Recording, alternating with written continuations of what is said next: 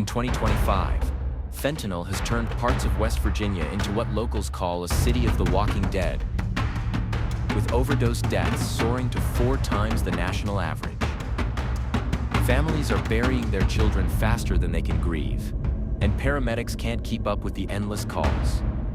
But is this just a local tragedy, or a terrifying preview of what's coming to the rest of America?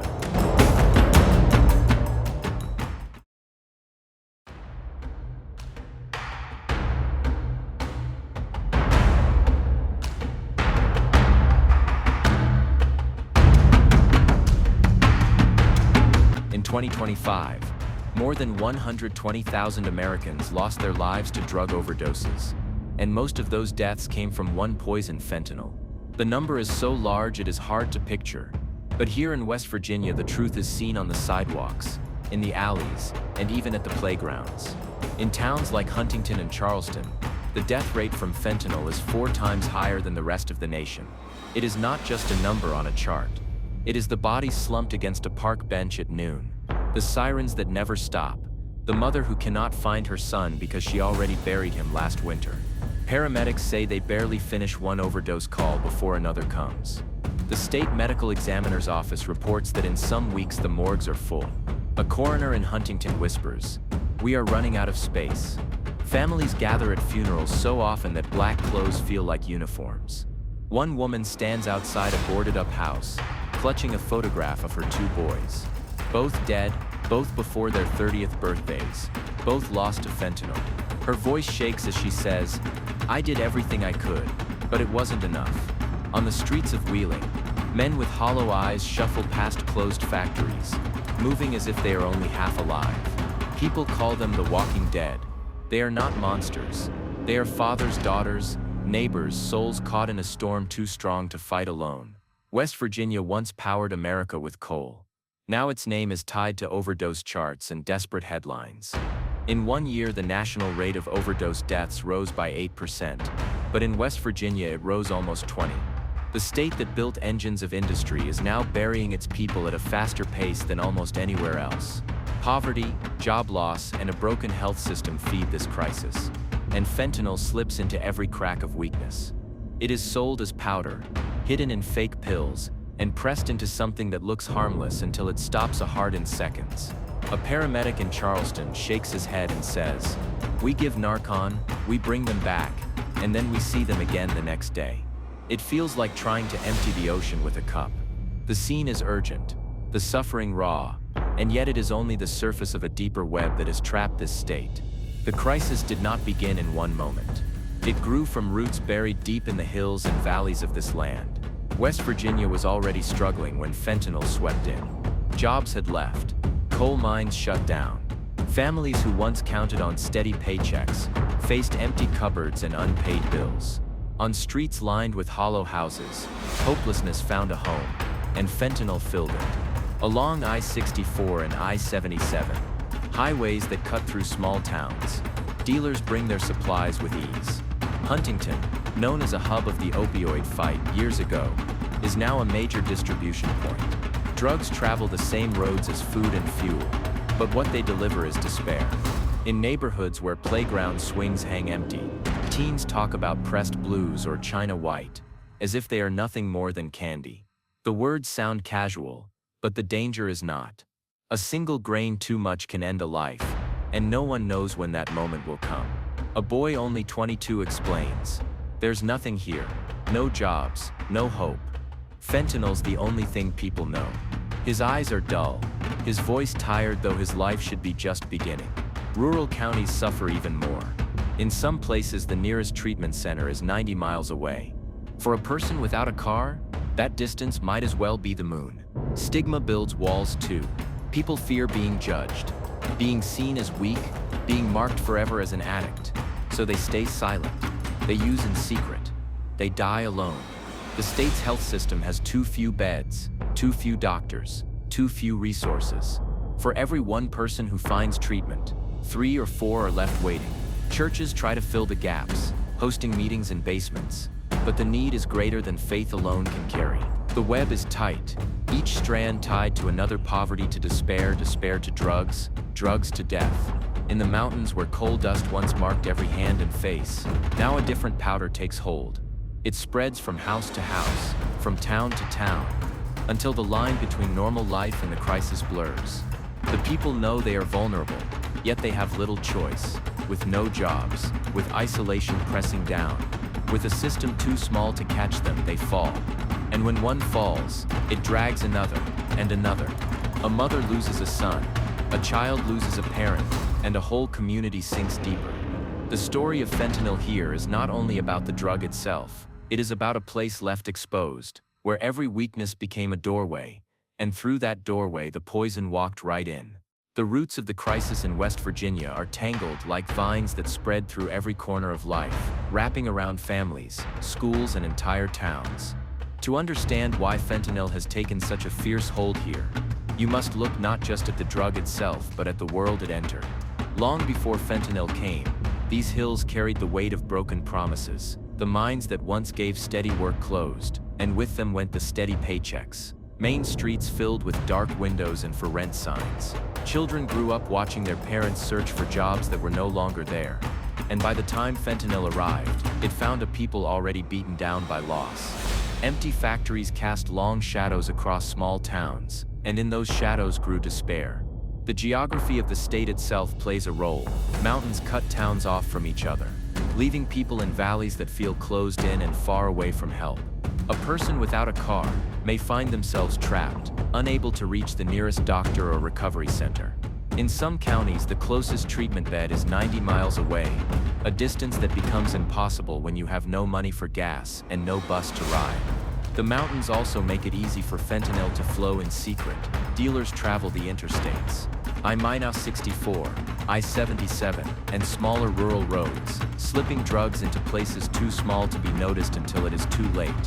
Huntington, once known for its fight against pain pills, is now called a gateway city for fentanyl. The poison enters on trucks and cars, hidden in fake pills or folded into powder, and spreads quickly into neighborhoods where hope is already in short supply. Inside these communities, the drug is no longer strange or new, it is normal. On a summer evening in Charleston, teenagers sit on a porch, passing around stories of friends overdosing, speaking in calm voices as if it is part of daily life. They use words like blues or China white, slang that hides the danger in language that sounds soft and harmless. For many young people here, fentanyl is the first drug they see up close. They do not see a world of choices. They see one road leading to the same place their parents went, and fentanyl waits along that road like a trap.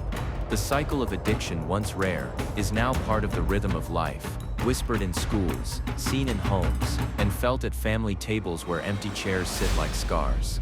The web tightens further with stigma. People here are proud, shaped by generations of hard work in coal mines and factories. Asking for help feels like weakness. Admitting addiction feels like failure. A man in Wheeling, his hands shaking, explains that he hid his habit for years because he could not stand the thought of neighbors seeing him as less of a man. By the time he reached out, his body was already broken, and the help he needed was far away. Others tell of hospitals turning them away, or jails becoming the only place where they dry out, only to be released back into the same streets where fentanyl is waiting. The shame closes mouths, and silence can be deadly.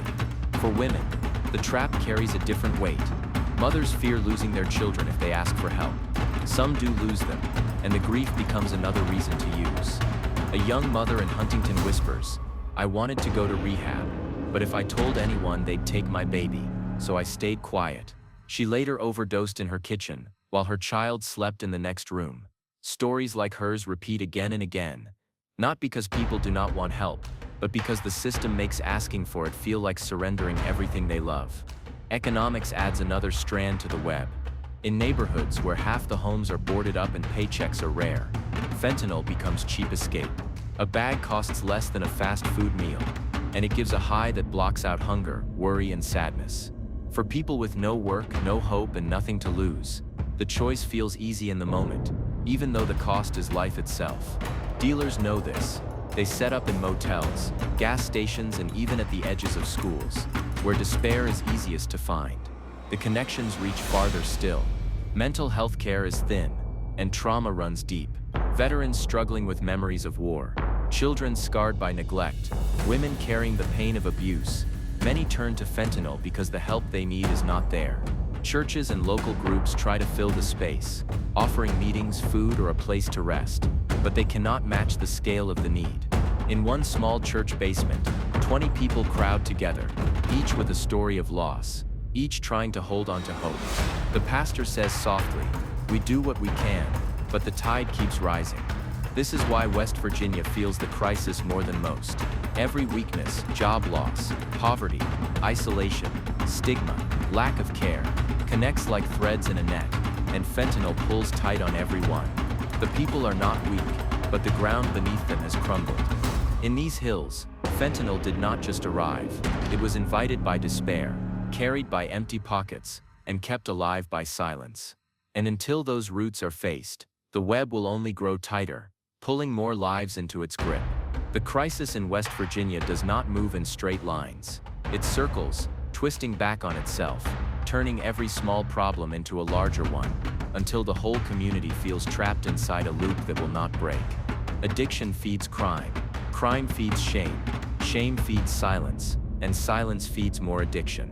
In Huntington, a man stumbles out of a store carrying stolen snacks, his eyes glassy and his steps slow. The clerk does not even call the police anymore. She just sighs and says, "It happens every day." Theft has become common, not out of greed, but out of desperation to feed a habit that burns through money faster than food ever could. Each theft drives stores to close, leaving fewer places to work, and the town falls deeper into the hole. The cycle pulls families in as well. A young mother overdoses and loses custody of her children. The children go to live with grandparents already struggling to pay bills. The weight of caring for them without support leads to more stress. And sometimes those grandparents turn to alcohol or even the same drugs their children used. The mother, heartbroken and ashamed, tries to get clean but cannot find treatment. She relapses, loses hope, and the loop begins again. A grandmother in Wheeling says through tears, "I am raising 3 grandchildren. Their parents are alive, but fentanyl has taken them from me." Her words capture the cruel truth. Death is not the only way a family loses someone. Addiction can take them while they still breathe. Hospitals too show how the cycle feeds itself. Emergency rooms fill with overdose cases, sometimes 5 in one night, sometimes 10. Doctors revive them with Narcan, but they do not have the space or staff to keep them long. Within hours, patients are sent back out, still weak, still craving, still broken. Many overdose again within days. A nurse in Charleston shakes her head and says, "We saved them, but we know we will see them again." It feels endless. The system meant to heal is too small, and the revolving door keeps spinning. Prisons offer no escape either. For many, the only way they stop using is when they are locked up. But jail time does not bring recovery. It brings punishment without support. A man in his 20s says he got clean in prison, but when he stepped outside the gates, he had no job, no home, no money. Within 2 weeks, he was back on fentanyl. The cycle does not end with release, it only resets. The courts, overwhelmed and short on options, send more people to jail. But every sentence is another turn of the same wheel. The streets show the harshest image of this circle. Men and women drift through downtown Huntington and Charleston, their bodies thin, their clothes torn, their faces slack. They lean against walls, shuffle across crosswalks, or sit slumped on sidewalks as if sleep has claimed them in the middle of the day. People call them zombies, and while the word is cruel, it describes the hollow way they move. They are not monsters, but they look less and less like the people they once were. Every new person who falls into that state is both a warning and a mirror. It shows how the cycle takes away, not just health, but identity. The effects ripple outward. Children watch their parents overdose in kitchens and bedrooms. Schools struggle with students who come hungry, tired, and grieving. Teachers cannot focus on lessons when they spend their days comforting kids who whisper about sirens at night or funerals on weekends. Police officers and paramedics grow numb, their faces lined with exhaustion, their eyes heavy from too many calls. One officer in Huntington says, "It's like we're fighting a fire with no water. We run from one blaze to the next, and the flames keep spreading." Even policies meant to help sometimes deepen the trap. Laws that focus on punishment fill jails, but leave treatment centers empty. Restrictions on medical care mean fewer doctors are willing to prescribe safe alternatives, so people turn to the street where fentanyl is cheaper and deadlier. Community anger at needle exchange programs shuts some of them down, even though those programs prevent disease and give addicts a bridge to recovery. Each barrier meant to solve a problem becomes another knot in the rope that holds the state down. The long-term consequences stretch further than one life or one family. Entire neighborhoods become marked by the crisis, scaring away businesses and driving down property values. Young people who might leave for college or work do not come back, leaving behind empty houses and aging residents. The community shrinks while the problem grows. And with each year, the idea of normal life slips further away. In the eyes of the people, you can see both fear and resignation, as if they know the wheel will keep turning long after today. This is the vicious cycle of fentanyl in West Virginia. It is not just the drug itself, but the way it digs into every weakness, multiplies every wound, and repeats every hurt. Once inside the loop, it is nearly impossible to climb out alone. Each story of relapse, each family torn apart, each child raised by grandparents is another turn of the wheel. And until the wheel is stopped, the state will keep spinning in circles, chasing a way out that always slips just beyond reach. In the middle of so much pain, there are signs of light pushing through the cracks. West Virginia is not only a place of despair, it is also a place where people are fighting back, building programs and testing new ideas that give hope to families who once thought hope was gone forever. In Huntington, volunteers hand out small white boxes of Narcan at bus stops and church steps, teaching anyone who will listen how to use them. These little sprays of medicine have already saved thousands of lives. A paramedic smiles softly as he explains, "Every time someone carries Narcan, it means another chance. It means we might get one more day to help them." What once felt like only an endless circle now carries the first sign of a door opening. PISA recovery coaches are another step forward.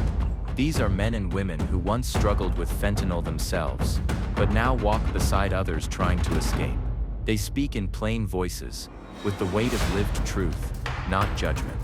A woman 18 months clean hugs a young addict outside a shelter and whispers, "I was where you are. If I can do it, so can you." The power of those words is stronger than any lecture. To see someone who has survived and still stands gives people courage to believe they might stand again too. Communities are learning from models that have worked in other places. Vermont's hub and spoke system, which ties small clinics to larger treatment centers, shows that it is possible to spread care into rural areas. Portugal's bold move to treat addiction as a health issue instead of a crime proves that stigma can be broken when people are seen as patients, not prisoners. West Virginia leaders are studying these approaches, asking how they might be shaped to fit the hills, valleys, and culture of their own land. It is not simple, but it is a start. There are also small, quiet victories. In one recovery home in Charleston, the smell of fresh coffee mixes with the sound of laughter. Men sit around a table talking not about drugs but about jobs, families, and dreams they thought they had lost. One says proudly that he will see his daughter this weekend for the first time in 2 years. Another shows off his work boots, scuffed and muddy, proof that he is working again. These may seem like small steps, but they are steps back into life, steps out of the shadows of fentanyl. Children, too, are seeing change. Some schools have begun to offer counseling for students who live with addiction at home. Instead of carrying their pain alone, they now have adults who listen, comfort, and guide them. In one classroom, a teacher kneels beside a child and says, "You are not what your parents do. You are your own story." The child smiles, the kind of smile that carries more hope than numbers ever could. These efforts remind everyone that breaking the cycle is not just about saving adults but about guarding the next generation. But the path is not smooth. Every program faces barriers. Too little money, too few staff, too much resistance from people who fear change. Some argue against needle exchanges. Others fight treatment centers being built in their neighborhoods. Progress is fragile, always at risk of being undone. Yet the people closest to the crisis say the fight is worth every struggle. One pastor in Wheeling says, "We cannot give up. If we save even one, that one life is a whole world." His voice carries both weariness and faith, a mix that defines the spirit of West Virginia itself. The future depends on more than single efforts. It requires a full picture of care, jobs to restore dignity, housing to create safety, mental health support to heal wounds, and community programs that keep people connected. It requires leaders willing to treat addiction not as shame but as sickness, and neighbors willing to see the humanity in those who stumble on their streets. When all of these pieces come together, the web that once trapped so many can be reshaped into a net that catches them before they fall. One man who once lived on the streets of Huntington now works as a counselor. He sits in his office, clean and steady, and remembers the years when fentanyl ruled his every breath. "I should be dead," he says, shaking his head. "But people refuse to give up on me. That's why I'm here. And now it's my turn to refuse to give up on someone else." His story is not just his alone. It is a picture of what could happen for thousands if the right support is given. As the sun sets over the hills, the streets are still marked by struggle, but the light is different. It is not just fading into night. It is a light of people holding on, refusing to let despair have the final word. West Virginia's story is America's warning, but also America's chance to see that change is possible. The question is no longer whether fentanyl will keep taking lives, but whether we will meet it with the courage, compassion, and unity needed to turn the tide. Will we choose punishment, or will we choose healing? Will we close our eyes to the suffering, or open them wide enough to see the humanity in every person? The answer to those questions will shape not only West Virginia's tomorrow, but the future of the nation itself.